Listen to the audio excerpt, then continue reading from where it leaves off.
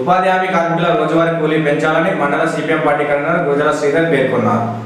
రాజన్న సిరిసిల్ల జిల్లా బోయినపల్లి మండలం రామన్నపేట గ్రామంలో సిపిఎం పార్టీ ఆధ్వర్యంలో ఉపాధి హామీ కూలీలను కలిసి వారి సమస్యలను అడిగి తెలుసుకున్నారు. ఈ సందర్భంగా సిపిఎం కన్వీనర్ గురజాల శ్రీధర్ మాట్లాడుతూ ప్రస్తుత పరిస్థితుల్లో పెరిగిన ధరలకు అనుగుణంగా కూలీ రేట్లను పెంచాలని ప్రభుత్వాలను కోరారు.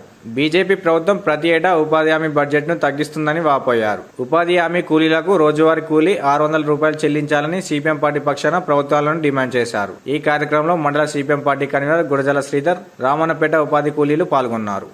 రామన్నపేట గ్రామంలో ఉపాధి హామీ కూలీల ఆధ్వర్యం లోపల సిపిఎం పార్టీ ఆధ్వర్యం లోపల మరి ఇలా కేంద్ర బీజేపీ ప్రభుత్వం 1,00,000 కోట్లతో ఉన్న బడ్జెట్ను ప్రతి సంవత్సరం కుదించుకుంటా ఆ బడ్జెట్ను తగ్గించుకుంటా ఉపాధి హామీ కూలీలకు సరైన వేతనం చెల్లించకుండా కేవలం 200-250 రూపాయలతోటే సరిపెట్టుతున్న పరిస్థితి.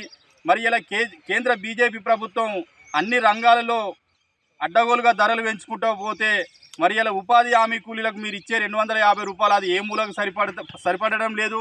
మరి సిపిఎం పార్టీ డిమాండ్గా ఉపాధి హామీ కూలీలకు రోజువారీ కూలీ 600 రూపాయలు చెల్లించాలని, అలాగే కేంద్ర బీజేపీ ప్రభుత్వం ప్రవేశపెట్టిన బడ్జెట్ ఏదైతే ఉందో 1,00,000 కోట్లకు కుదించాల్సిన బడ్జెట్ను ఏటికి ఆటికి కుదించుకుంటా కేవలం 85,000 కోట్లకే కుదించడం అనేది మరి ఇది కరెక్ట్ అయిన విధానం కాదని చెప్పి సిపిఎం పార్టీగా భావిస్తుంది.